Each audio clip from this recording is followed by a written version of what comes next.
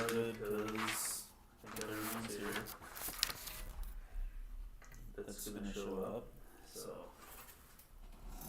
if you want to follow in the book, you know where it's at. We're in chapter 7 today, which is 1653 to 1654. And I thought that it would be good to kind of get a general historical backdrop to the time that he's experiencing at this time. So in February 2nd of 1653 is when New Amsterdam became a city, which is New York. So that's gives us a good picture of about how long it is. April 20th, Oliver Cromwell and 40 musketeers forcibly dissolved the English Rump Parliament after it failed to establish a caretaker government. In Cromwell's words, "You have sat too long for any good you have been doing lately. In the name of God, go." So that's fun.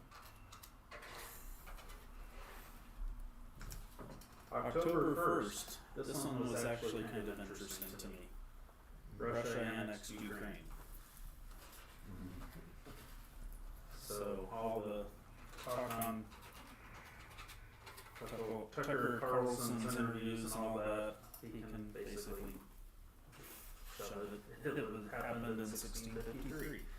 So that's when they officially annexed Ukraine. And then December 16th, Parliament General Oliver Cromwell appointed as Lord Protector of England, Scotland, and Ireland. So, yay for Cromwell. And he made a mess of all of it. So, at least for the Irish and the Scots. Yep. I just watched a video about apartheid, and I kind of think that that's kind of how I picture Cromwell being as well. If you weren't English, then you were second class. So that kind of gives us a picture, because a lot of history you just get disjointed. You don't realize how close it is to what our history actually is. So this is, it seems like Fox was, you say 300 and some odd years ago. This year was celebrating his 400th birthday. He'd be 400 this year if he were still alive. But so we think that was ancient history, but it really wasn't. We're talking near the beginning of American history as well. Actually, I would like to amend your observation that he was not very nice to the Irish and the Scots. He didn't do any wonders for the English Protestants either, because of his background, particularly the Irish Protestants. Background. 1641, 12 years earlier, had been the rising against the English immigrants, and the Catholics had taken over several towns, and there were several battles, and they displaced a lot of people off their farms. Our biggest evidence of it are the depositions of the 1641 rising. In which is primarily English petitioning the English government to be reimbursed for the losses that they incurred during the rising. The farms they lost, the cattle they lost, the wheat they lost, whatever. And the interesting thing is in 1654, Oliver Cromwell announced that the time to pay them had expired, and England was no longer even considering ever possibly reimbursing the English in Ireland for their losses during the pricey. So he didn't do anything for his day. No. Sounds kind of. Even the one Python song, it didn't sound like it was really like a protector of anything. He protected himself. That's about it. Well, he's quite often made as kind of a common man who became his father was one of the primary ministers to Elizabeth the First. He was not a political outsider at all. So it's kind of like billionaires trying to say that they know what working class people are going through. Of course, because everybody can afford to fly to Florida for the weekend and play golf. Yeah. So here's the really quite early, like second paragraph of this chapter. He says, after my release from Carlisle prison, I was moved to go to Priest Wilkinson's steeple house again at Brigham. Yeah, Do I actually speak English? No, we just don't speak English. Pretty much any Mormon would be directed on that one. Yeah. I'm not Mormon either. I know. And being got in before him, when he came in, I was declaring the truth to the people, though they were but few. For the most and the best of his hearers were turned to Christ's free teaching. And we had a meeting of friends hard by, where Thomas Stubbs was declaring the word of life amongst them. As soon as the priest came in, he opposed me, and there we stayed most part of the day. For when I began, he opposed me. So if any law was broken, he broke it. So he gets out of prison and goes right into it again. Doesn't even really take a day off, which is kind of funny. Carlisle prison, such a wonderful building. I want to go and just take a Quaker tour of England and stuff like that, because I think it would be quite interesting. Carlisle is the English stronghold in the north. There's still a huge castle there. It's a national historic site. I was going to put a picture in, but I couldn't tell if it was what it would look like in that time period or not. So it's a little worn out now. It's still the main part is still mostly intact. So then he goes on. This is kind of what he's arguing about with the priest. When his people would be hailing me out, I manifested his fruit to be such, as Christ spoke of when he said, "They shall hail you out of their synagogues."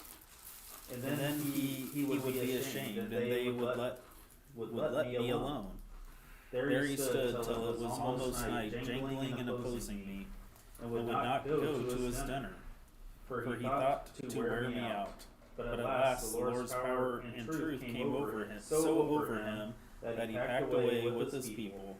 When he was gone, I went to the meeting of friends, who were turned to the Lord, and by his power established on Christ, the rock, the foundation of the true prophets and apostles, but not to the false. So this chapter mainly deals with the various confrontations that Fox has with priests and political figures, but it also covers kind of the establishment of the society as well. So it's one of my favorite of the chapters, just because of the letters that he writes won't get into all of them because it's like most of the chapter, but I will read some of them. So, about this time, the priests and professors fell to prophesying against us afresh.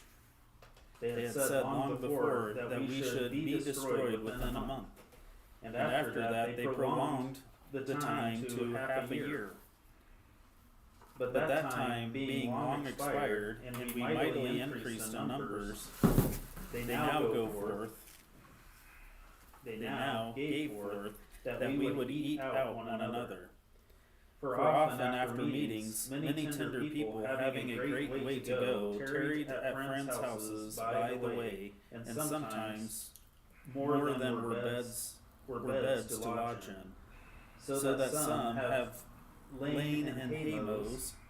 Hereupon Cain's fear possessed the professors and the world's people, for they were afraid that when we had eaten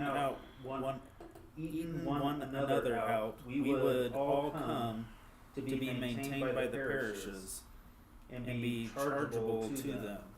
But after a while, when they saw that the Lord's blessed and increased friends, as he did Abraham, both in field and in the basket, at their going forth and coming in, at the rising up and laying down, and that all things prospered with them, then they saw the falseness of their prophecies against us, and that it was in vain to curse what God had blessed. I think that's kind of interesting. Hereupon Cain's fear possessed the professors and the world's people. What's he mean by Cain's fear? That really stuck out at me for some reason. He didn't like being turned aside from God, so he kept killing his brother Abel. Yeah. Because this isn't the market Cain, which was something that was popular during the early 1900s. This is something different, but it's interesting. Any idea, David? I'm not sure what they're meaning, unless it's like jealousy or something. I think it's probably most likely jealousy or the fear of being rejected or not being accepted or something like that. Losing what you have. Or Cain also was the one that established the first city, so his idea was to protect himself from the others. So the outsider was not accepted.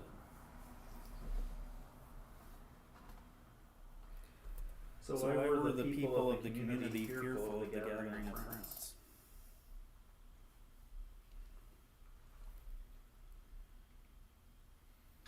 They were worried, well, as it just said, they were worried that they were going to run through their own resources and be coming in Yeah. and forcing them to church and force church to be taking care of them and not having anything they can die from it.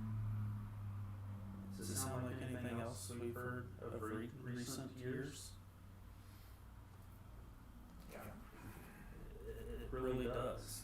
A lot of the issues that we think are new have been issues for all of history. So it's not so much that, I mean, in the early years of Friends, you'd have 200 to 300 people just coming in to the meeting. I don't know, but they would just come in. So on a given day, you could have 200 to 300 extra people coming into the town and just sitting there silently and peaceably, but that's 300 people that, you know, the public house doesn't have enough food for that amount of people.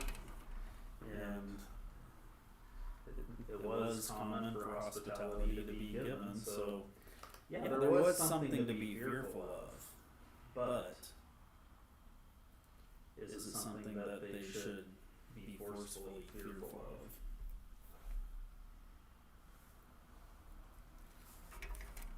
of. At the first commencement, when friends could not put off their hats to the people, or say you to a single person, but thou and thee, when I could not bow or use flattering words of salutations, or adopt the fashions and customs of the world, many friends that were tradesmen of several sorts lost their customers at first, for the people were shy of them, and would not trade with them, so that for a time some friends could hardly get money enough to buy bread. There was a guy I wanted to check my dates before I said it. Go ahead. This time period right here coincides with a major influx of the Huguenots from France and Germany immigrating into the cities of England. That would also be something that would probably cause some concern. So, yeah. So, the fear of Cain's fear is very, very real. I mean, it is a fear of immigrants and that sort of thing, because he established society. So, yeah, if somebody from outside your group is coming in mass, then it does cause some concern. Who the Huguenots were. Nope. They were Protestant dissenters in the Catholic parts of Germany and France, who were persecuted, so they decided that England and Holland were the places that they should go, and northern Germany. So the irrational fear of others within the community caused prejudice. And then the vicious cycle. This prejudice eventually becomes the fulfillment of their own fears because they reject doing anything with them. So now they are broke because you haven't bought any of their goods. So it becomes a cycle.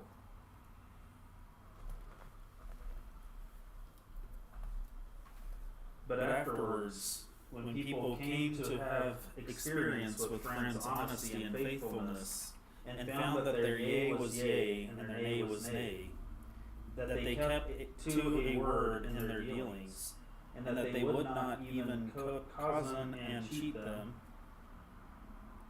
but that if they sent a child to their shops for anything, they were as well as if they had come themselves.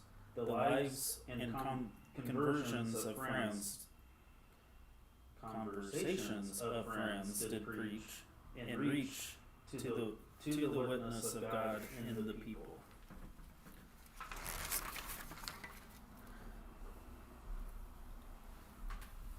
So what's that show us? People began to warm up to them. Yeah. And then they realized that they were being honest with people. Mm-hmm. Once the community got to know them, they realized that they weren't that bad. I mean, we've had that with our Congolese friends. Once we get to know them, they're just like us. They just That gets into a completely, probably bigger discussion than we're ready to have at this point. Definitely certain groups definitely are just like us. We can definitely get along. Others, like trying to get out of them.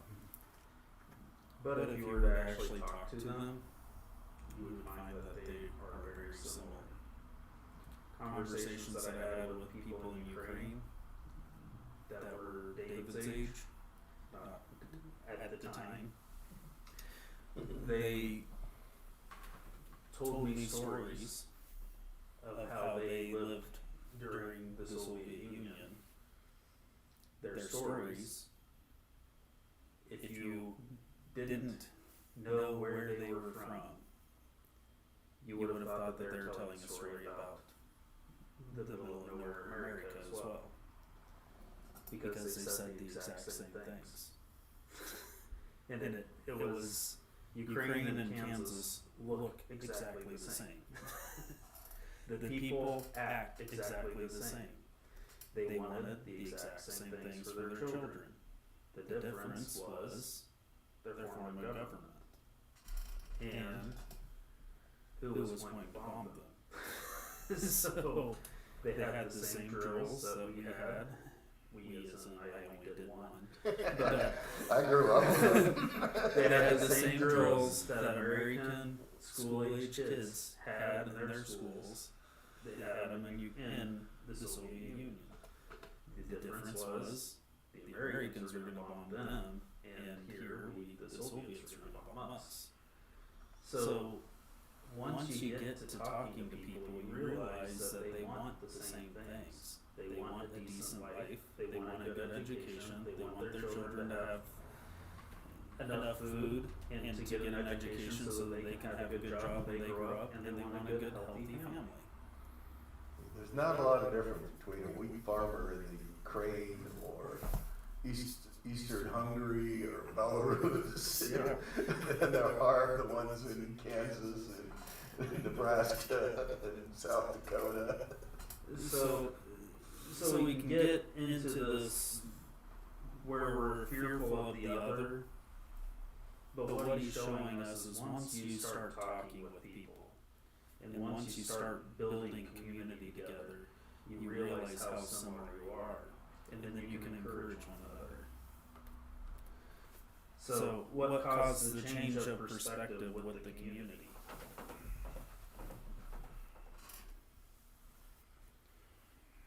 They saw that they were decent people, that they were honest, that they were faithful, that their yes was yes, their no was no. That yeah, they had a weird way of doing things, like they wouldn't call the town nobles by you, but they also treated them with respect. So everybody was treated equal, so they could send their children to their shops and they wouldn't take advantage of even a child. What's this different meaning then between you and thou and thee? So you was actually plural. So in older English, Indian thou was singular. Okay. So if I was talking to you, I'd say how are thee, or how art thou. Okay. So where you was given to nobility because they are of greater status, I guess. They're the royal you. I like So the they're royal we. Yeah, they're the plural because they are in charge of a multitude. Okay. So, and the friends were just, no, you're a person. So, you're just a person. And the view is this noble and their subjects. Yeah. So whatever the noble does, everybody's included because they're in charge. So, and that goes all the way up to king and queen, of which Fox would address them as the and thou as well.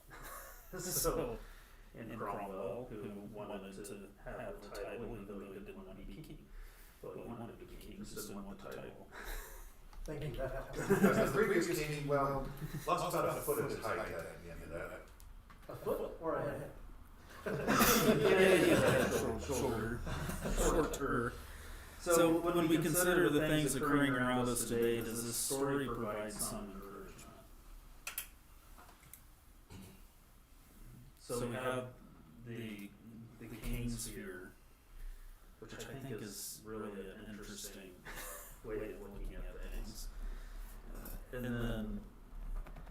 then we have, their prejudice against even dealing with them. And then suddenly they see that they're trustworthy and all that, and they start dealing with them.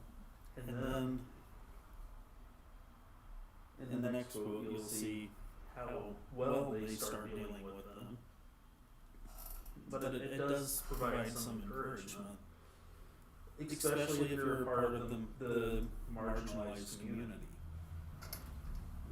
if you act with integrity to the majority culture, the chances are you're going to find a place. And as a member of the majority culture, we need to be mindful that minority expressions of life, we can learn something from. I love hearing how the Congolese do their funerals. When we were at Ellen's funeral, they're like, they weren't going to leave until she was in the ground.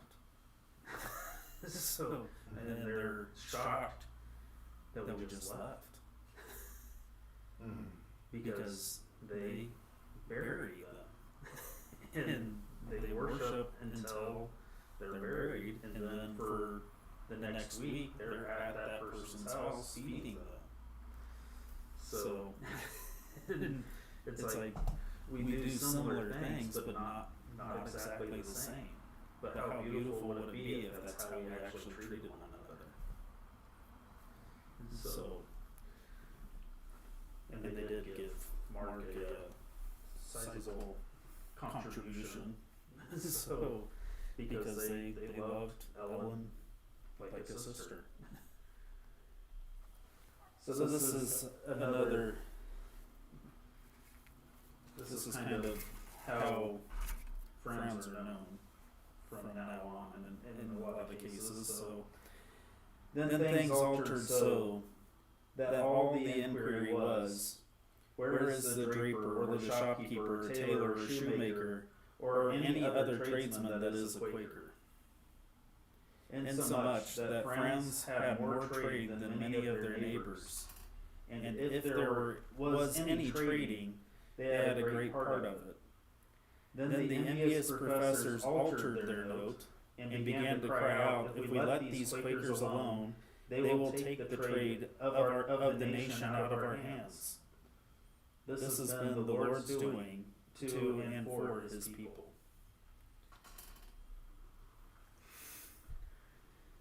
Now, historically, I've heard similar stories of certain people groups.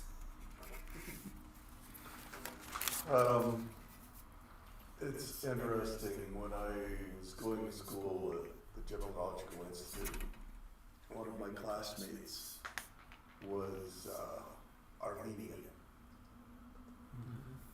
And he was raised in Ethiopia. Okay.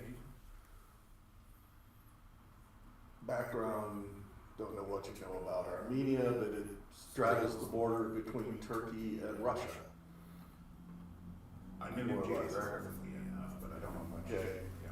beyond And both Turkey and Russia had major, what they refer to as programs in Russia. I'm not sure what the Turks call it, not knowing Turkish.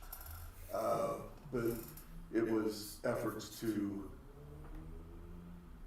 bring the Armenians under control. So they were looking for a place to go to. This is late 18, early 1900s, to escape the persecution. And Ethiopia was a Christian country. And the emperor, actually Haile Selassie's father, I can't remember his name, invited them to come and settle there, where they would not be persecuted. So lots of Armenians left and went to Ethiopia. In Ethiopia, they became small business owners, bankers, jewelers, all variety of tradesmen. When I went to GIA was late 70s. Well, there was Haile Selassie died, and a communist government came in power in Ethiopia. At least a socialist government, I should say, not communist, but anyway. And Not much of a step not much difference there, but there is a difference. Yeah. So the new government, their rallying cry, just like Hitler used in Europe, was, let's take all the wealth away from these Armenians who control our country. And Gabriel and his brother literally hiked out of Ethiopia through the Sudan to Egypt. And then eventually got passage to LA. There's a very large Armenian community in LA, very integrally tied to the jewelry business in LA. And I became friends with them. So it's the same basic thing. If you're going to take power, pick somebody that the other people semi-distrust or are different from you and make them the scapegoat. There's a large Armenian population in Wichita, Kansas as well. So most cities here, there's a fairly decent sized one in Kansas City. Most cities in the U.S. have Armenian enclaves that have been here for now over 100 years. Yeah. But the bishop of the Orthodox Church is in Wichita because they're very successful in Wichita. So the church is extremely well funded in Wichita, and the bookstore that I love in Wichita is actually run by Orthodox people, the 8-day bookstore, and they have icons all over. It's great.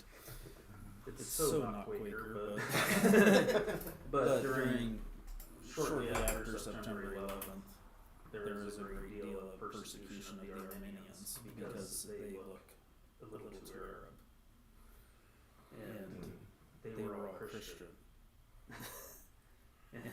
So it's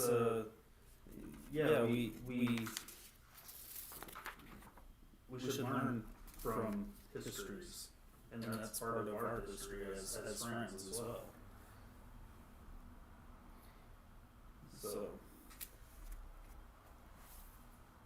I'm just thinking that there's a notable difference between we're doing honest business and keeping the community running type group of people, or being peaceful or anything like that, versus using guns, kicking people out of their apartments that they're living in. There's a little difference there. That's significant difference, and that's criminal. Yeah, I mean, that's, The other isn't. I just want to make it clear that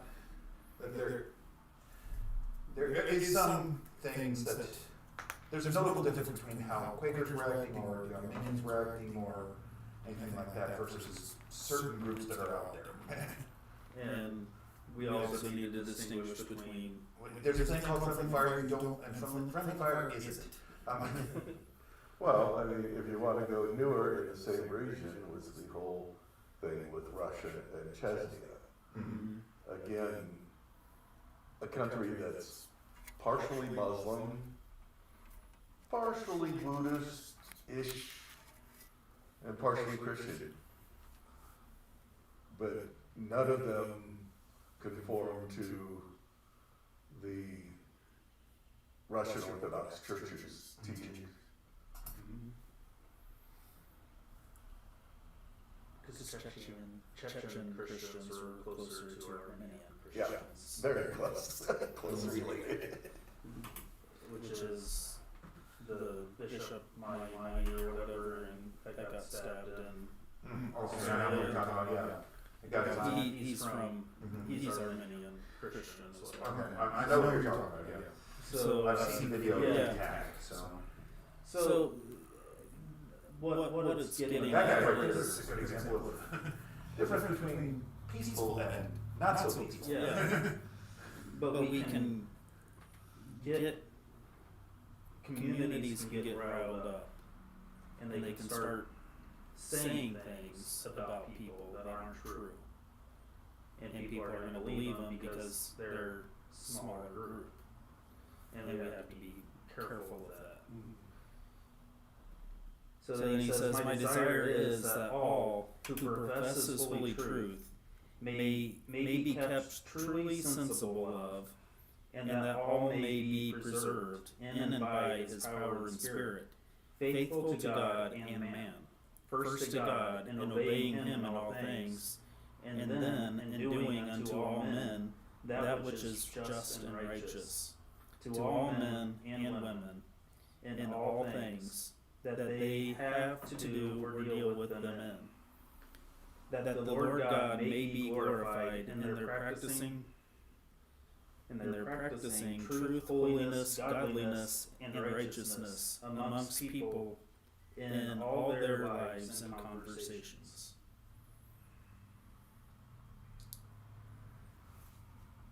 It's a pretty good quote, I think. Yeah, we could have used that instead of the mission statement that we currently have. But I couldn't read it. So, the prejudice of the community first led them to reject dealings with friends. Then, after recognizing that they were a people of integrity, their opinions changed. And this testimony of integrity is still important to us today. That's part of why we still don't take oaths and stuff like that, because our yea should be yea, our nay should be nay, and all of that. Like we discussed in previous classes about, why do I need a contract to keep my word with you? Yeah. I said I was going to do this, right? So how have you seen this working in your own life? In your dealings with others? If you're dealing honestly with someone, have you seen that they reciprocated?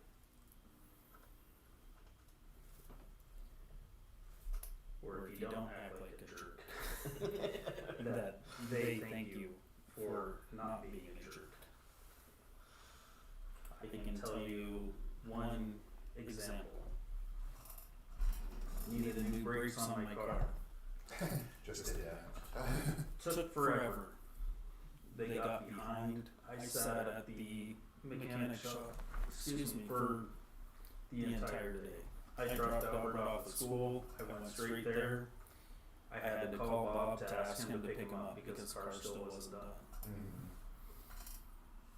There's a person in front of me that just cussed up a storm, demanded discounts and everything. Called the manager in, called the district manager in, called everybody in, and didn't get a thing. In fact, they pushed his car out and said, "You can finish it yourself." I came up. I waited longer than him. And they said, "We're sorry for the wait. This is the price." I'm like, "Okay." They're like, "You're not upset?" And I was like, "No, you're doing the work that I asked you to do. I understand that things come up. It's hard to get parts in and everything's backed up and we're all upset because this is still COVID era." Shortly after, because I could sit in the waiting area, but shortly after, they gave me 50% off of everything. Because I was nice. And everybody in the entire building was expecting the person that had been sitting there for 10 hours to start cussing. And they were all like, "Yeah, don't charge my time, don't charge my time, we're good." So I basically got my brakes done by professionals for cost. And got a coupon for the next time I come. I sometimes get really. Your service worked though, right? Just check. It worked. Okay, just check. You know my story. Yeah. I occasionally get looks because I'll wander into fast food place or whatever and ask, and I say please and I say thank you, and then people are going, "What does that mean?" And I've always told Bridget, which is going to cost you nothing to be nice unless they're really mean and rude to you. If they're just doing their job, just be nice to them. I know professionally, I get tips if I'm particularly if I'm around everything. Yeah. If they enjoy my ride, I do get tips. So it does work in our favor in a lot of cases. The opposite works as well. You can be a complete jerk, and oftentimes you get benefited or there's benefit to that as well, especially in retail where they just want to get you out of the door, so they'll just do whatever you ask so that you be quiet and leave. If I was a manager, they wouldn't, because you yell at somebody that works for me, you're out. I don't get to yell at my employees. I'm the manager. If you're going to try yelling at anybody, feel free to try to CCLI works for you. It usually got brought up with my superiors when I was a manager, and then I would call them up and say, okay, this is what we'll do, but do not come in and do not yell at my employees, or I will kick you out of my store again. And I will trespass you, because I have the authority to do so. Yeah, I've been a manager doing that too. So yeah, but I was told by somebody that actually reported me once that for discrimination, because I was a Christian and he wasn't, that after I left that position and went somewhere else, he said there's only 3 people that I trust: his previous manager, my manager, and me. And he said, I trust what you have to say because you don't get upset. And if I ask a question, you'll explain it. So it does work. Did he convert to Christianity? No. I know this story. But we still have a relationship, and it is very, very good. So, and this is kind of where he begins to develop the Society of Friends. So this is a letter or an epistle that he wrote to the friends, to all of us. So, in the measure of the life of God, wait for wisdom from God, even from Him from whom it comes.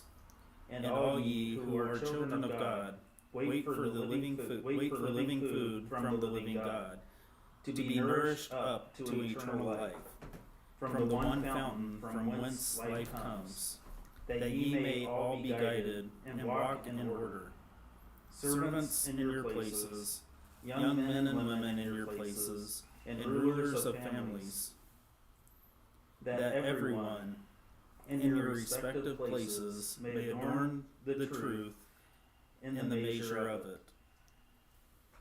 With it, let your minds be kept up to the Lord Jesus, from whom it comes, that ye may be a sweet savor to God, and in wisdom ye may all be ordered and ruled.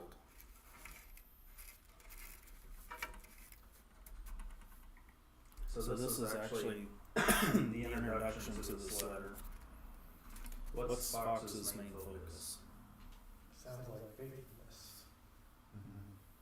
Is he trying to upset the current, what they're living in currently? No. Saying, live your life faithfully where you're at. And if you're a child, your role is a child, so live in your place. If you're a servant, your role is a servant, live in your place. But be faithful to God. So who can participate? Everyone who can understand it. Yeah. He pretty much covers everybody in their current society in that short introduction to a 10-page letter. So he includes men and women. He includes children, servants, heads of families, pretty much everyone. live faithfully in the position that you are in. It's kind of refreshing. So then it gets into more of the history around things. About this time, the oath or engagement of Oliver Cromwell was tendered to the soldiers, many of whom were disbanded because, in obedience to Christ, they could not swear. So he's talking about the people that have been listening to him. And they had a kind of a bad, hard time contracting enough soldiers in the areas that Friends are in because of Fox's teaching. Because he told them you don't have to. So,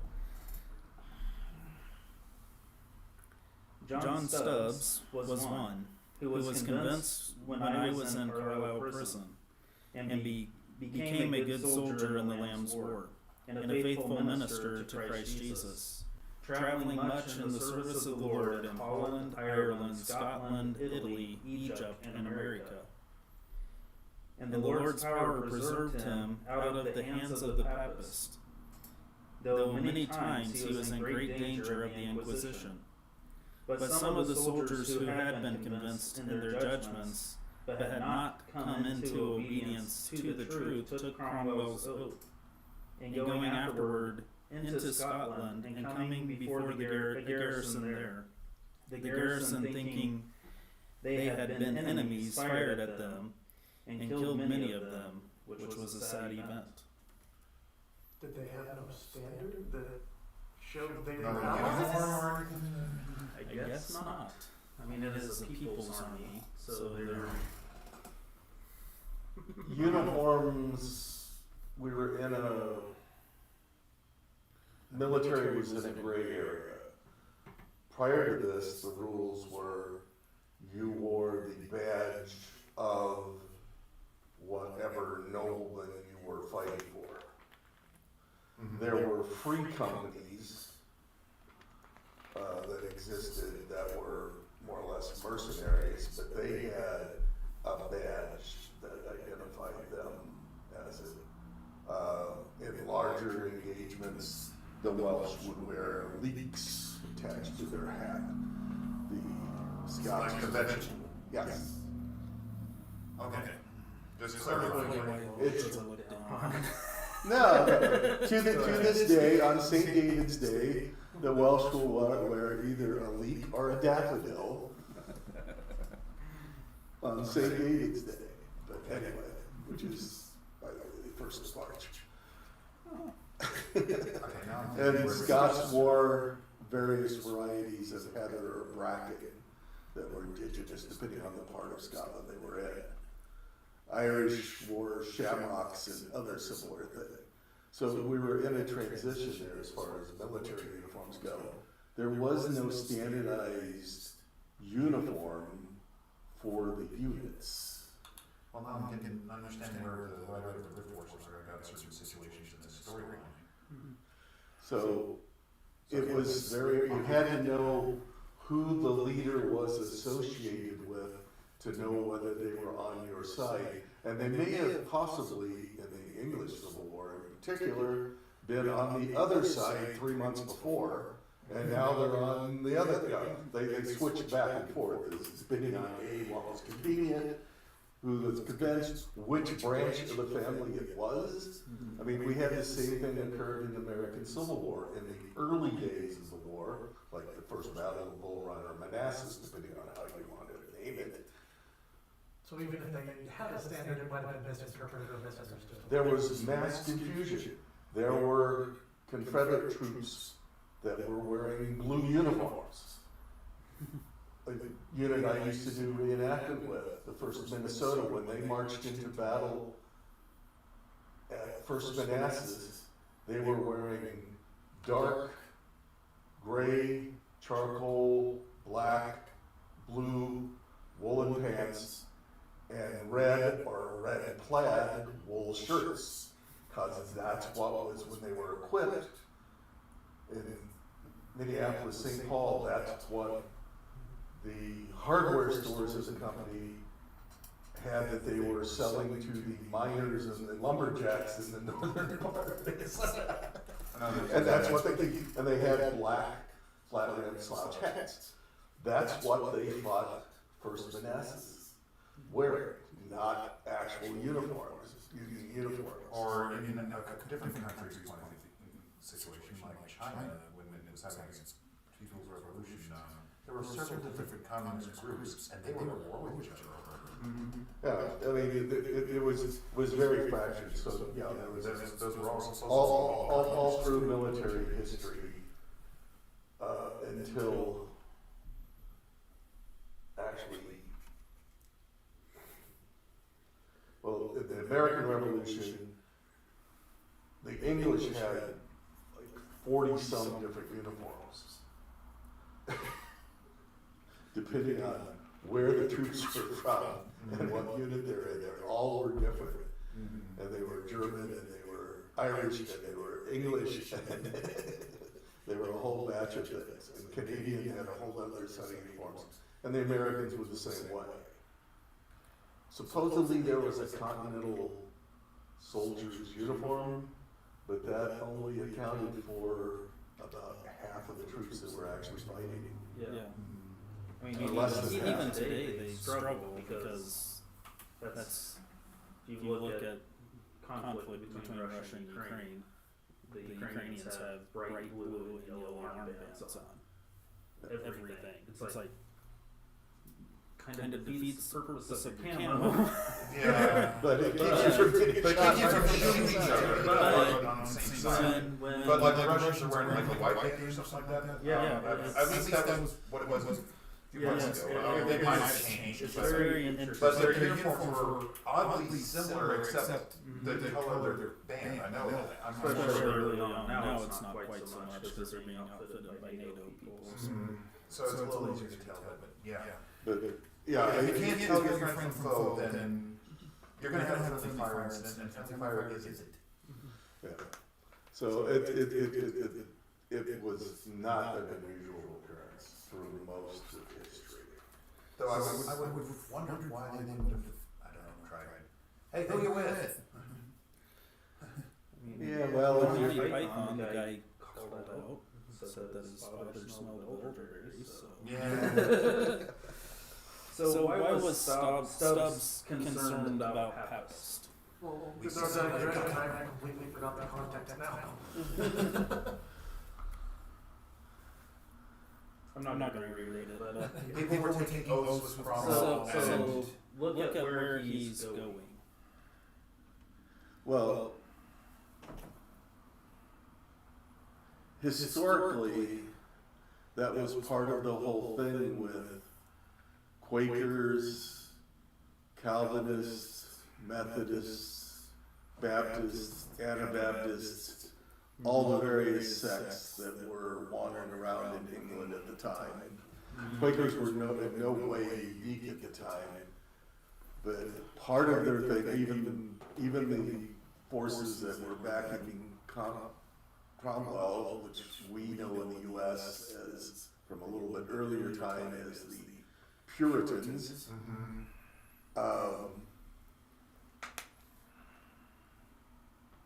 saw the Church of England as being basically the Catholic Church with a different name. Yeah. Same ceremonies, they were in English instead of in Latin. But other than that, they still had priests.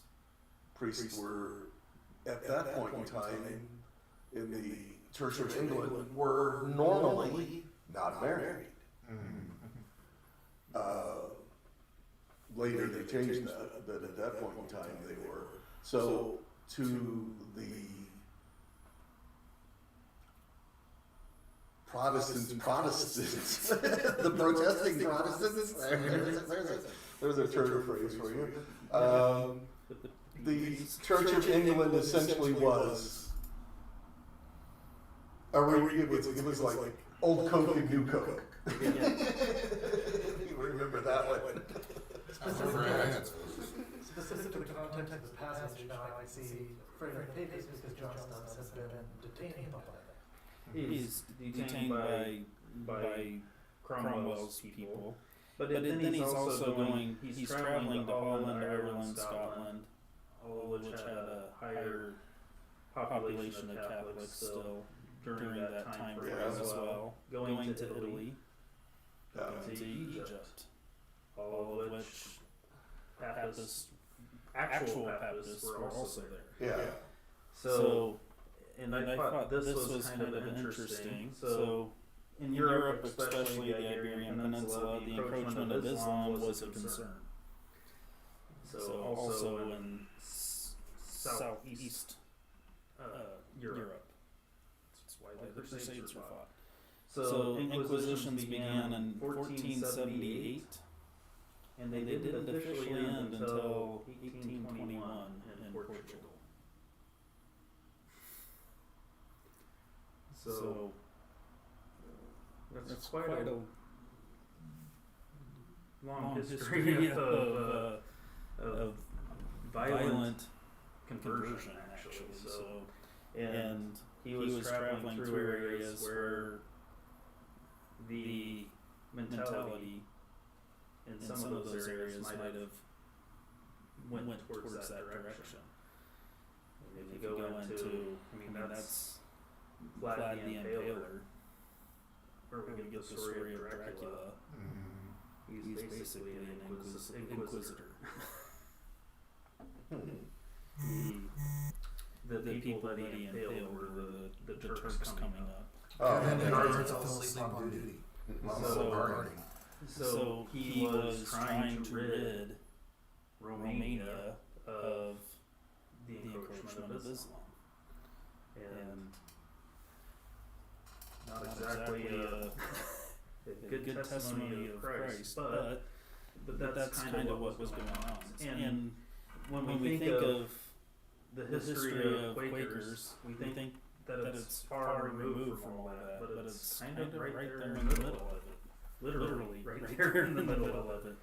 200 years before and 200 years after. So, and it wasn't all the areas of Europe weren't actively participating in that. It was mainly in the areas where Islam was encroaching. But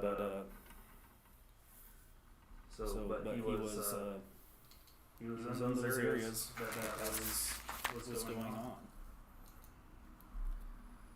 So then the first few years of Friends, because officially sort of started his vision of the Fox's vision of the multitude coming of light coming overcoming darkness was in 1651. So within the first few years, Friends official organization is formed. Ministers are traveling throughout Europe and North Africa, but the main focus is still in England. That's where most of the ministry is happening. And it's kind of the border counties between England and Scotland. Northern England more. Again, checking my dates to make sure before I popped in here, because it leapt in my head. I said, I better make sure that those are the right dates. You're talking about the encroachment of the Muslims. The big settlement on that was a side shoot of the 30 Years' War. One of the early big battles in the 30 Years' War in 1620 was the Battle of White Mountain, which pitted basically Hungary, Poland, Belarus, what eventually became the Austrian Empire against an invasion by the Muslims from Turkey. So that's that was being played out at the same time. It was near its end. The 30 Years' War ended about the time we're talking about here. So any presentation of the gospel that was different, people were kind of skittish about. What time did Marco Polo go over to Mongolia? Yeah, I want to say late 13s. Early Is that 14s. after I know that after Constantinople fell? because I know that the grandson of Genghis Khan had actually asked him to ask the Pope to send like 200 missionaries with Bibles to teach them about the Bible. And when he got the Pope, he made the request to the Pope, or the Pope was at the time, and I don't know the reason for it, only sent two, and they didn't actually make it there. You're right, Marco Polo, born 1250, died 1320. Okay. And So just right around 1300. So about this time did the Lord move upon the spirits of many, whom he had raised up, and sent forth to labor in his vineyard, to travel southwards to spread themselves in the service of the gospel, to the eastern, southern, and western parts of the nation, as Francis Howgill and Edward Burrow to London, John Cam and John Odland to Bristol, Richard Hubbardthorne and George Whitehead toward Norwich, Thomas Holmes to Wales, and other different ways. For above 60 ministers of the Lord raised up and sent abroad out of the north country. Norwich. Sorry. I don't speak English. I speak American. Barely. Well, the English. That reminds me of a little ball thing. Never try and guess how the English are going to pronounce the name of any of their towns. So they pretty much go into all of England. So and Wales. They didn't get up into Scotland near as much. They did some because that's where my ancestors came out of. But they cover pretty much all of England. And This is a strong inroad. Some inroads into Ireland, but fairly strong inroads into Northern Ireland. yeah. So this is where the term of the Valiant 60 comes from. Mm-hmm. So those were the 60 ministers that went out. And John Odland's wife was one of the 60 as well. She refused to stay home with him, and they went on separate missionary journeys because she didn't want to get pregnant. She didn't want pregnancy to stop her ministry, which is I found humorous. So, Well, that's a slightly different concept than concept. yeah. That's a level of control over things. But yeah, some of the, I mean, he only mentions men here, but there were just as many women among that group, and some of which were even before this group started. And we covered some of those in earlier sessions, but all friends everywhere know the seeds of God, which bruiseth the seed of the serpent, and is above the seed of the serpent, which seed sins not, but bruiseth the serpent's head, that doth sin and tempts to sin, which seed God's promise and God's blessing is to, and which is one in the male and in the female. Could you be a little more cryptic? Yeah, Well, let's probably. This is a letter to the ministers. So again, notice he includes men and women there. They both have that seed of the gospel that stands above the serpent and bruiseth the serpent's head. So You gotta remember that Johnson didn't write the first dictionary for another 150, 200 years. Yeah. So then continuing in his epistle to the ministers, there is no justification out of the light, out of Christ. Justification is in the light of Christ, or in the light in Christ. Here is the doer of the will of God. Here is the entering into the kingdom. He that believes in the light becomes a child of light. And here the wisdom is received that is justified for her children. See, no, that's not cryptic at all. No. Another early name for Quakers before we were called Quakers was children of the light. So here he's talking about cryptic things. So this is the last two quotes were written to the 60 ministers going out into the nation and beyond. Within the first few years, they had fully embraced their position that all were equal in the eyes of God, and that anyone can participate in the ministry according to their call. So what's the main focus of his teaching of this?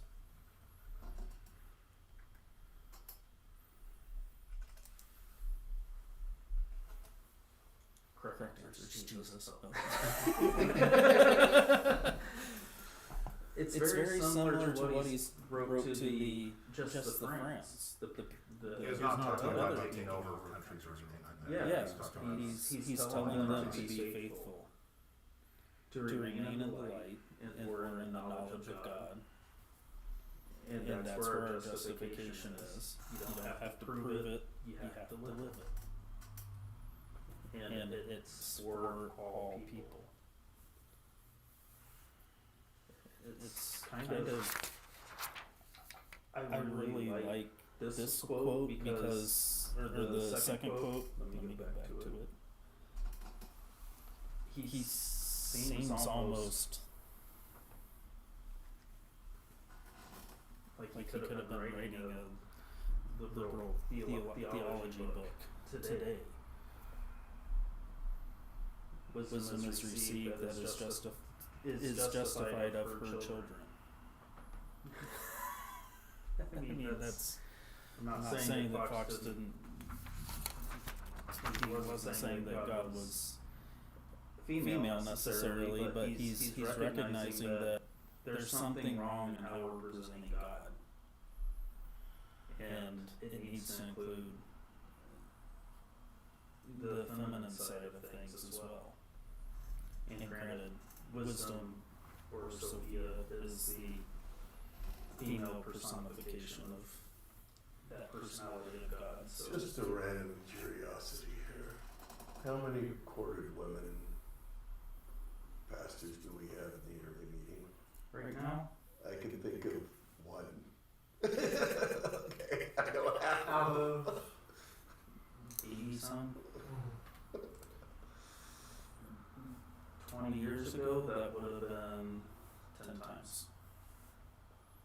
I mean, active ministers. There are other recorded females that aren't actively in the ministry right now, but I was my pastor growing up, main pastor growing up, formative years was a female. And when I was becoming an adult, the pastor's wife, who was also a recorded minister, was my Sunday school teacher. So most of my discipleship was under female leadership. So I'm not I'm an egalitarian in a lot of ways, but I find it interesting how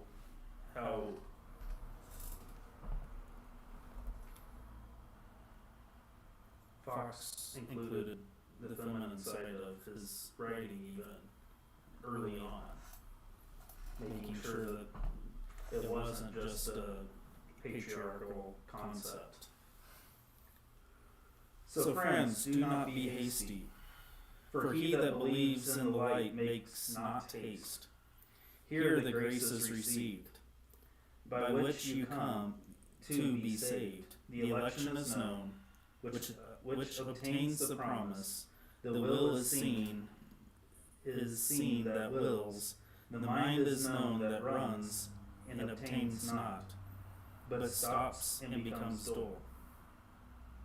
Now that the light being seen and judged and stopped, the patient is here known, which obtains the crown, and the immortality is come to light.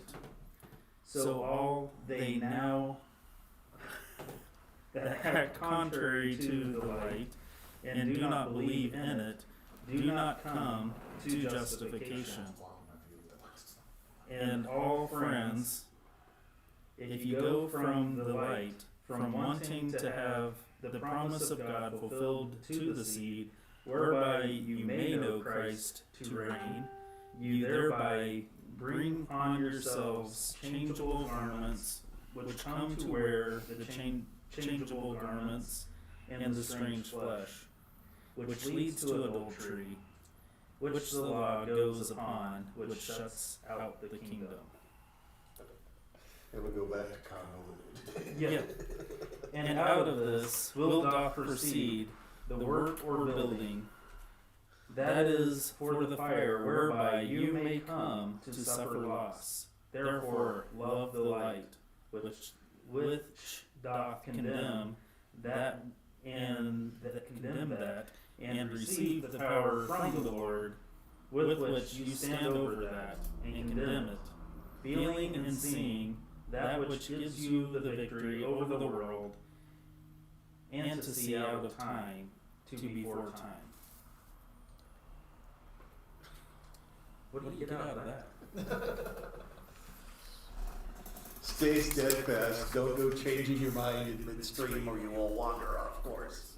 Yeah. Again, faithfulness, What does Fox imply about haste?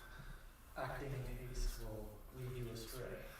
I occasionally ask customers when we're discussing these like superhero books or something like that, if we get into a discussion on that, if you wanted a superpower, what would you like? And one person actually answered, patience. Not the flashiest powers, but consider what one would be able to accomplish if one actually had that. Yeah. So the idea, and it's often in ministry, and very much part of the ministry, act now. Just do something. You know, don't wait, just do something. You gotta get out there and spread the gospel. Well, if you read stuff about males in general, not saying this is 100%, but the typical reaction, you tell a problem to a guy, his first instinct is, oh, this is a problem, how can I fix this problem? And they go barreling in. That very much is true. I've seen some videos talking about that concept and how it clashes with another certain type of personality where Yeah. I'm just wanting to talk about having this problem. I don't actually want you to fix it. Because it means I have nothing to talk about then, and then I'm bored or something like that. So why is it important for Fox and Early Friends when it comes to ministry? Why is this don't be hasty?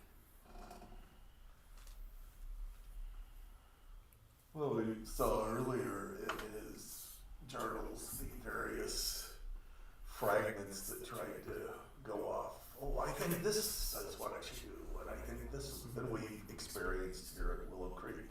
Mm-hmm. I think we need to do this, and the rest of the meeting goes, let's think about that. Yeah. So the idea isn't, when you act in haste, usually it's focused on the person doing the work. And Fox wants to build the community. We're in this together. What one person does affects what somebody else is doing. And so he's wanting to make sure that everybody's coming together and going. And yeah, you need to be obedient in your call, but talk to people so that they can either support you or get behind you or whatever else. And he also gets into the talking about hirelings in this chapter, which is fun. I'm also thinking back to your example that if his people were to act in haste, that would lead to frustration and anger when things don't happen as fast as he would like them to. Over the years,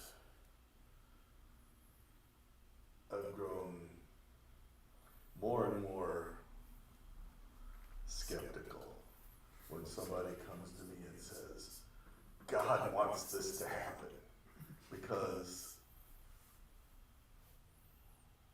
I truly feel that if God wanted it to happen, he wouldn't be telling one person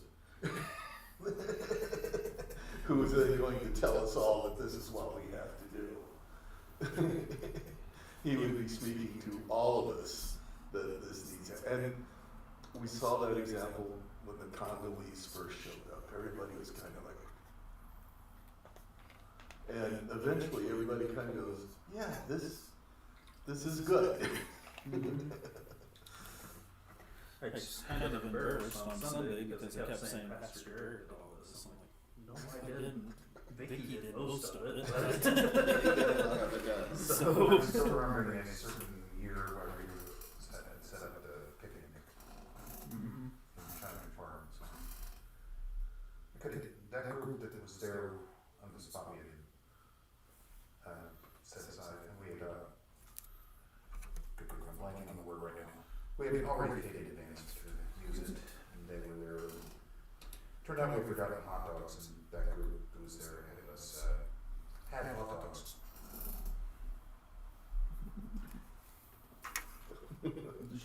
Should have let him stay. Yeah. So now this gets into, and again, this is still the letter to the 60. Like I said, the letters are like long. So all friends that speak in public. So this is the vocal ministries, not just people that are doing things in the background, the ones that are speaking. See that it be in the life of God, for that begets to God. The fruit of that shall never wither. This sows in the Spirit, which is in prison, and of the Spirit reaps life. And the other sows to the flesh, and the flesh reaps corruption. And this you may see all the world over. Amongst these seeds, men, what may be reaped in the field, that is, in the world. Therefore, in the Spirit of the Lord God, wait, which cuts down and casts out all this, the root, the branches of it. In that wait, to receive power, and the Lord God Almighty preserve you in it, whereby you may come to feel the light that comprehends time and the world, and fathoms it, which believed in gives you victory over the world.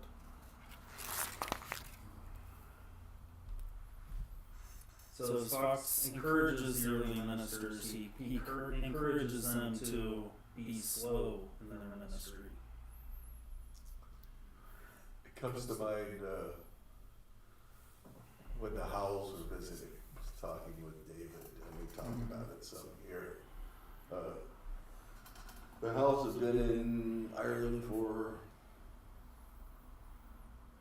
15 years? Something like that. 20 I think years? they went out. They were there. They were before or right after I got here. Yeah, I was gonna say it was. They'd been there for not a long time before we went over. But his philosophy is you gotta drink a lot of coffee. You gotta sit with the people and get to know them. Once they know you, you have a much greater chance of influencing their way of thinking than if you're a stranger that appears to be coming in, particularly in Ireland, an American stranger who's coming in and telling them what they should do. The only way to overcome that is long and slow. And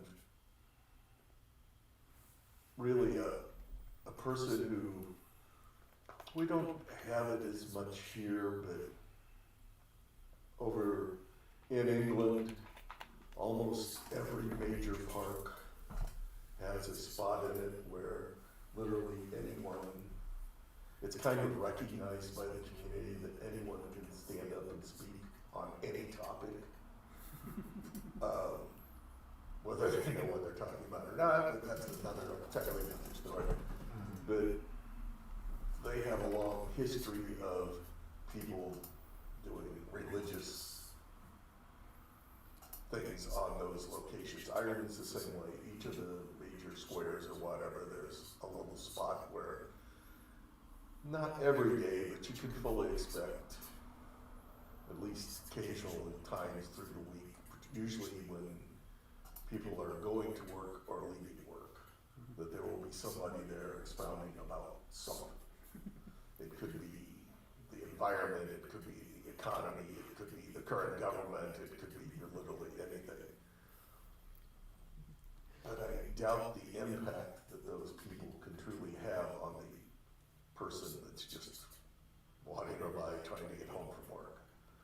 Whereas if you sat down and talked with them and they've gotten to know you, your chance of influencing is much, much greater. I kind of see this as just a modern day, an older route to what David talks about. So he's encouraging them to be mindful of their words and their actions as well as being slow. Why is he concerned with both words and actions? Well, they don't match up. People are going to see their hypocrisy and be turned away from the friends. Yeah, it goes back to the previous quotes, right? Where they had Cain's fear, the fear of Cain, and the otherness of that. So you have to be slow, be mindful of what you're doing. So this is kind of a contrast. So this is where somebody's meeting in with them. They came in a very rude manner, and they made a great disturbance in the meeting. The meeting being in a field, kind of like David was talking about. Thomas Taylor stood up and said unto them, If you will be civil, you may stay, but if not, I charge you to be gone from off my ground. But they were the worst, and said they would make it like a common, and they yelled and made noise as if they had been bear baiting. They thrust friends up and down, the friends being peaceable, and the Lord's power came over them. Several times they thrust me off from the place I stood on, by the crowding of the people together against me. But still I was moved of the Lord to stand up again, as I was thrust down. At last I was moved of the Lord to say unto them, If they would discourse of the things of God, let them come up to me one by one. And if they had anything to say or to object, I would answer them all, one after another. But they were all silent and had nothing to say. So, do you notice the importance of the encouragement of not being hasty there? So they were rowdy crowd, yet he patiently waited until they kind of wore themselves out, and then he is able to speak. Which is in a contrast for the first half of that, where he said, if you can't be nice, leave. And they go, well, you can't make us leave. Yeah, because you're moved by the Lord not to make them leave. So, which is kind of, it's interesting though, isn't it, to see how the different responses are. So what's our initial reaction when someone approaches threateningly while we're presenting a different opinion? Yell louder. Yeah. Our natural response is to fight, or to just run away, or cower away and not stay put. So you see it all across Facebook and YouTube and everywhere that there's a social presence. Somebody's going to yell at you. Someone's going to call you a liar. And they know nothing. Well, maybe, but how do we respond? Yeah, liars. What's worse than liar is when you're called a thief. I accidentally. I was being sarcastic. Liar is a pretty nice thing for someone like that to call you. I've been told to my face in this meeting house that I was a thief and should leave. That was not a very fun day. I don't remember this. You weren't there. I think it might have been when you were out in Haiti. During that time, huh? It was a while ago. In 2008? 2008, 2012 there? It was fairly early. It is when we were talking about putting in the lift. So how does Fox both de-escalate the situation and provide a space for discussion?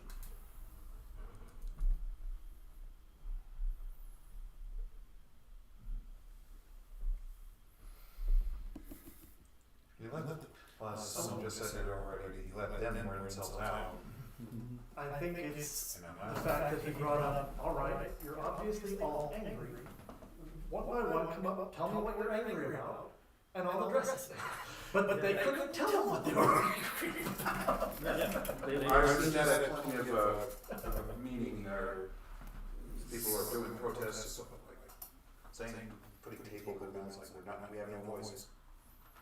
You say that as if you have no voice, but if you actually have something to say, I'm here, I'm willing to speak with you about it. You're not taking tape off and talking, so you've been given the opportunity and you're not using it. So, I worked retail security for several years. Black Friday's not exactly the most safest time for somebody working security at retail. So we had to come up with plans on how to crowd control and all of that. The people that were in my areas were laughing and having a good time. Not a single problem whatsoever. There's been good Black Fridays, there's been bad ones. It's been area dependent. And part of that is, once you start yelling at people, it escalates things. If you're quiet and pleasant, one lady said, I'm coming back next year and bringing cookies. She did. Okay. So it's interesting in how we respond. If we respond with the same energy, it's just going to compound. But if you respond with opposite energy, it subtracts from the energy instead of adding to it. On a related note, having a friendly conversation during a thunderstorm is a little hard. Because even when you're being friendly, you're having to still yell at each other. I'm kind of joking, but you at least understand it. I'm not angry at you. It's just we got some serious noise interference going on here. So a few years ago, the protests in Iran, the most effective ones that caused those problems for the government were the ones that the people just came and were quiet. Not yelling at anything because they had a justification to come in and shoot people if they needed to. But if you're just there quiet, nobody knows what to do. The same what happened in 2014 in Ukraine. The year of Maidan, Orange Revolution, or whatever they call it. Initially, they just came and were quiet. And then they came en masse and were quiet. And the government, this is what started the actual revolution, because he started shooting people because they would leave. And right now in Georgia, by a large part, in Georgia, the country, not the state, large part, they're quiet. And they're leaving space, and if they do want to come and ask, then they can. So the violent protests don't have the same effect as a quiet one. It's kind of interesting how that works. So The Braves never quite figured that one out. Somebody asked me. They have been since height loss program. Somebody asked me why the French Revolution continues to happen, and why the American Revolution came to has largely stopped and has been fairly peaceful. And my only answer was they didn't have Quakers in France. So because they weren't in between the two different factions. So voice of reason. I had somebody not too long ago ask me about it. Do you remember the Yellow Vests protest in France? They were talking about those. That was what? Yeah, 2, 3, 4 years ago. 4 years ago, I think. And they're going, why yellow vests? Why do they call it that? I says, because that's what they wore.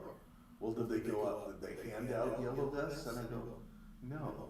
In France, if you have a car that carries 4 passengers or 5 passengers or 6 passengers, however many passengers, you have to have that many yellow vests in the car at all times that it's being operated. So it was something everybody had. And the organizers simply said, put on your yellow vest that everybody has a car. And you could buy them in all kinds of stores for really cheap anyway, because everybody was required to have them. They cost, $2, $3, €4.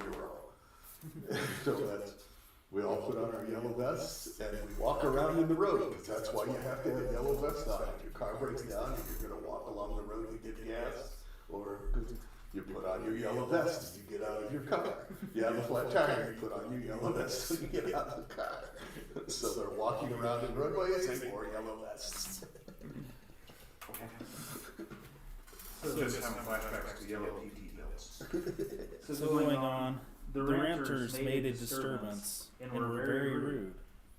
But at last the Lord's power came over them, and they were confounded. The next day Jacob Bottomley, a great ranter, came from Leicester. Where's the T? But the Lord's power stopped him and came over them all. Then came a priest too, but he also was confounded by the mighty power of the Lord. About this time, the priests, Baptists, ranters, and other professors were very rude and stirred up the rude people against us. We sent to the ranters to come forth and try their God. Abundance of them came, who were very rude, and sung and whistled and danced. But the Lord's power so confounded them that many of them came to be convinced. So what's the difference between a ranter and the early friends? I skipped several of the quotes, but because they're all long, and it's getting long here, but I need to get to some of the stuff at the end. So the ranters are also a group, and as their name suggests, they rant. They made a lot of noise. And one of the earlier quotes we heard about jangling, which was another thing that they did as well. So, what's the difference between them? To go to my childhood, it's the difference between Martin Luther King's movement and the Black Panthers. Yeah. So we have to make a noise, we have to shock them. So the friends were largely quiet, where the ranters were largely loud. And why is it important to notice the difference? Because people will strain to hear your quiet voice. Are there similarities in groups today?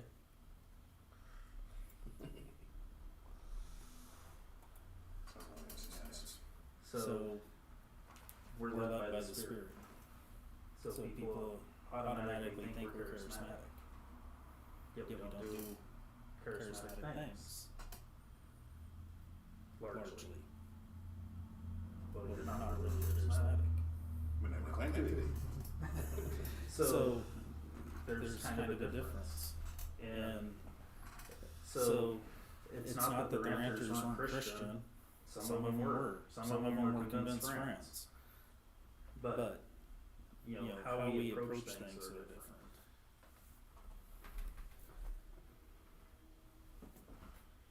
And how we respond to them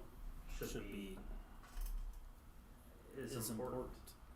So a lot of ranters just need to hear their voice.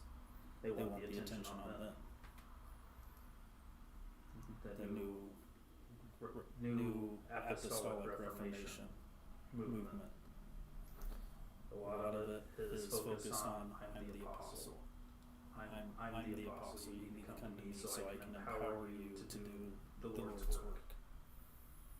Recognizing the apostle, going to get the apostle's blessing.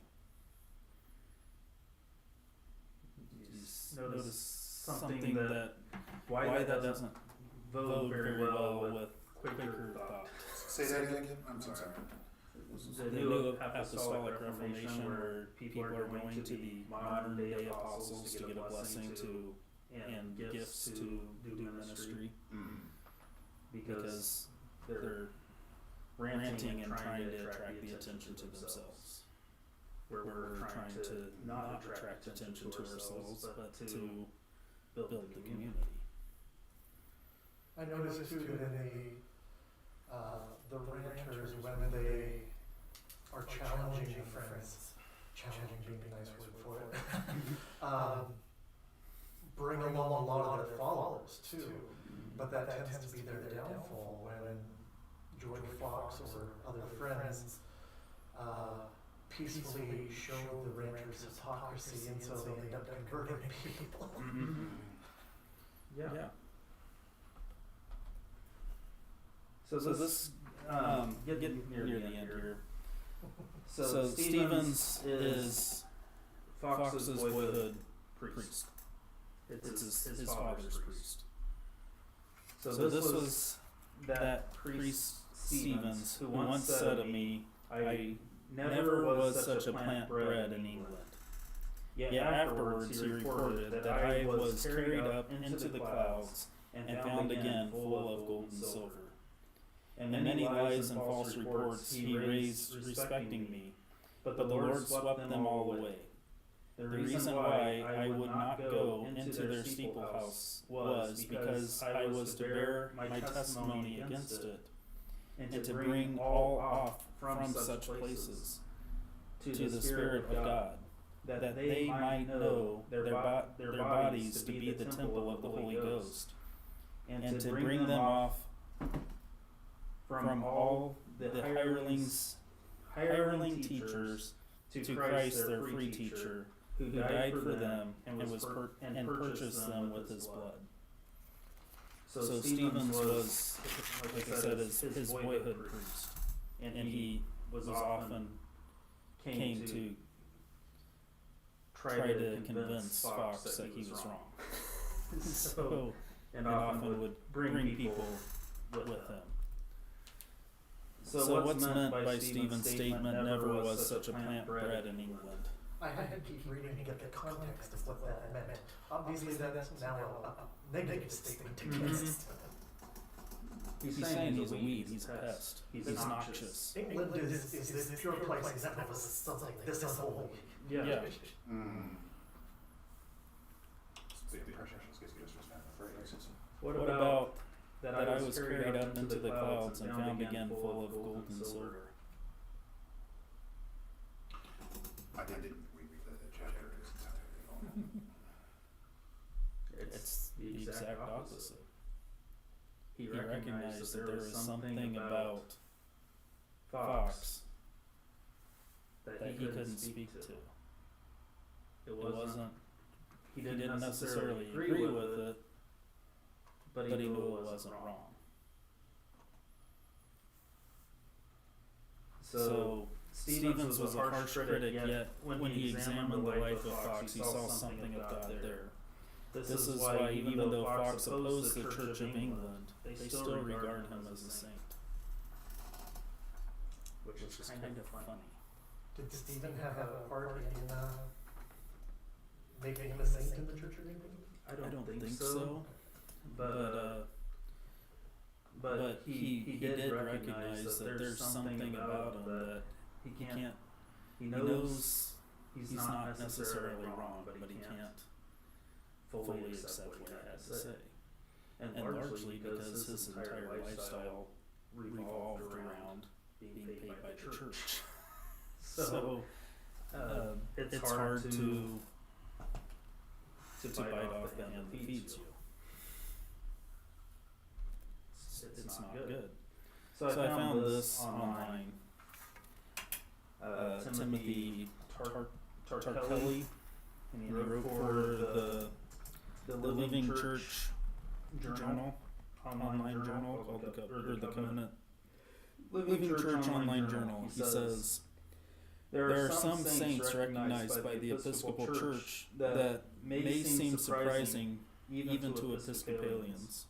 Three in particular stand out to me. George Fox, the founder of the Religious Society of Friends, Pope John the 23rd, a 20th century bishop of Rome, and John Calvin, the Protestant theologian. While today's Episcopal Church has a much more lenient approach to theology, these three men devoted their lives to ideals that stood in direct opposition to the Church's teaching of their day. In fact, I wonder if at least a couple of them would balk at the idea of being placed on our church calendar. Still, they were placed there for a reason. Their ideas shaped modern Christian thought. They set an example for the modern Christian to emulate, which is the whole point of the saints. So I just thought that interesting. I don't remember exactly what day the George Fox Day is, but and then this is something that Cromwell said to him, or said about him after his meeting. I bid them let the Protector know I would not eat of his bread nor drink of his drink. When he heard this, he said, now I see there is a people risen and come up that I cannot win, either with gift, honors, or offices, or places. But all other sects and people I can. It was told him again that we had forsaken our own and were not likely to look for such things from him. January 13th. I was thinking something like that. George Fox Day. So Fox stood in opposition of Cromwell in many ways, yet Cromwell also recognized that there is something in Fox. What does this say about the balance between what we say theologically and our actions? They should coincide. So even people who have the power to kill you for speaking out against them recognize that they shouldn't, because what you're saying is, and what you're doing, they're not harming you, and they're actually making the community a better place. How does that play out today? And what we would do with those minority groups or minority thought ideas? How should we interact with those if we're to truly follow Fox's teaching? And Christ's teaching is all this is straight from Scripture. So Sermon on the Mount is pretty much everything that Fox teaches.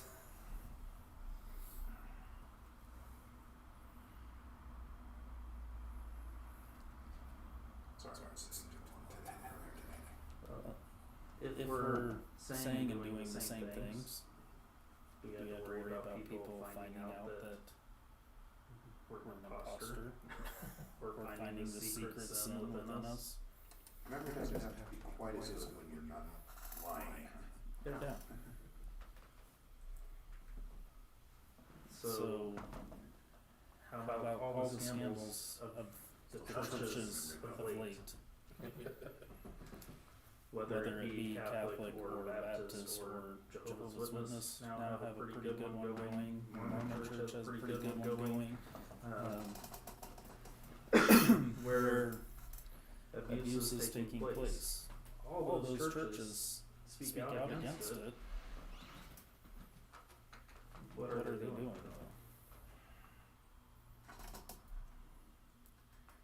So that's, if you're saying one thing and doing something else, eventually it's going to come and haunt you. And that's why, in a lot of cases, why the church has started to decrease in importance in a lot of Western culture is because they're seeing the hypocrisy of things. And that started kind of in the 60s and has just gotten more pronounced, where even the social Christian isn't even a thing really. Even though Richard Dawkins would like us to be socially Christian, even though he thinks Christianity is completely phooey. He'd prefer living in a socially Christian country than a socially Islamic country. So, cultural Christianity is kind of in vogue right now. Well, as media has progressed more and more over the last century, we're able to see more and more hypocrisy around us, whereas we didn't have that much access to it before. It's not even just news, it's not even news/media sources. Everybody with a camera on their phone.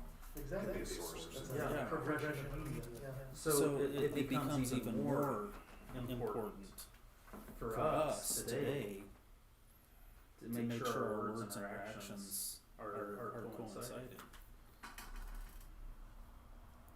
Because you are on camera, literally.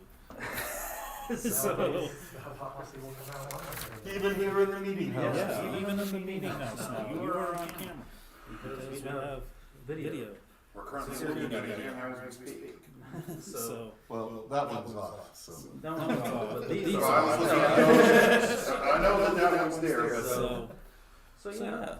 but we already have, but besides that one, there were at least two others I was aware of.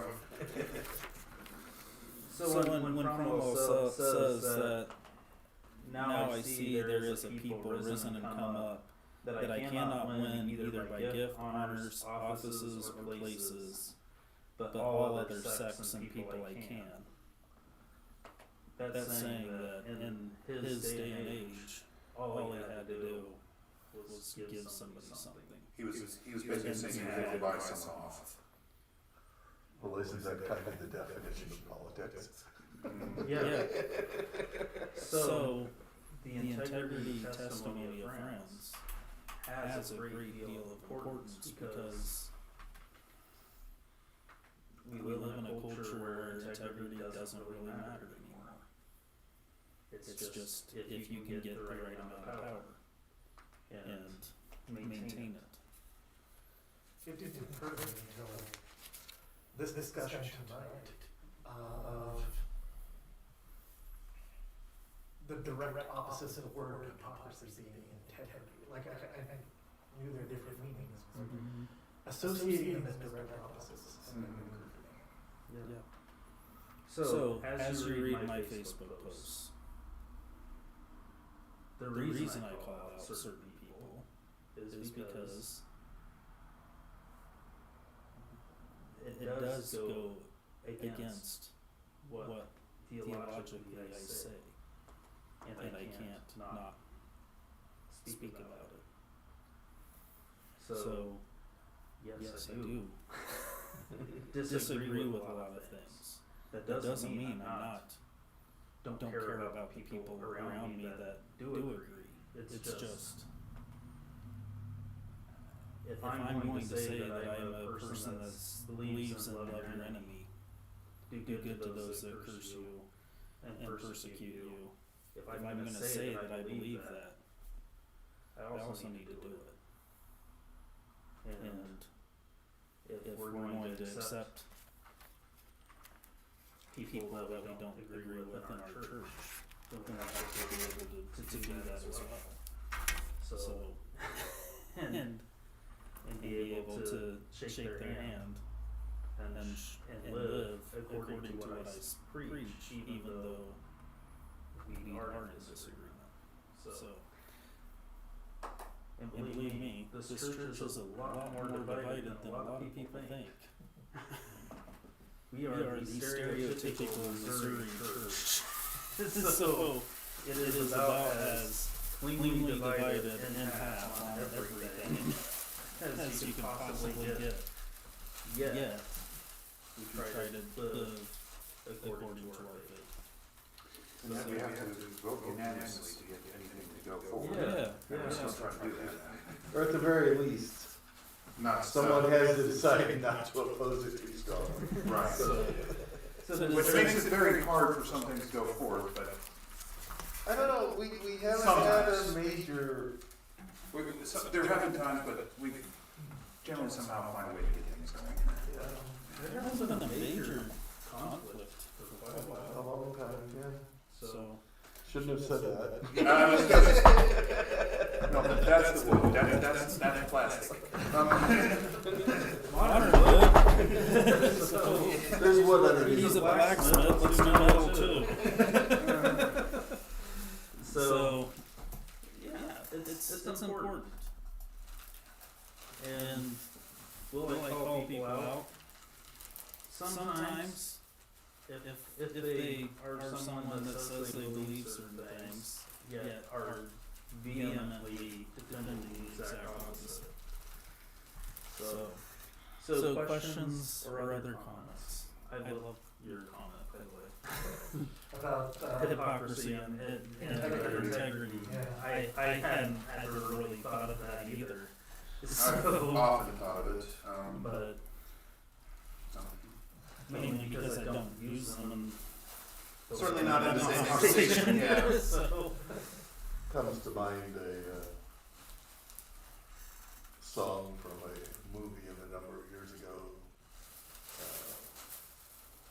which a politician who's the governor of Texas in the movie is doing a whole song about do the little two-step and side-step and what step to get around direct questions.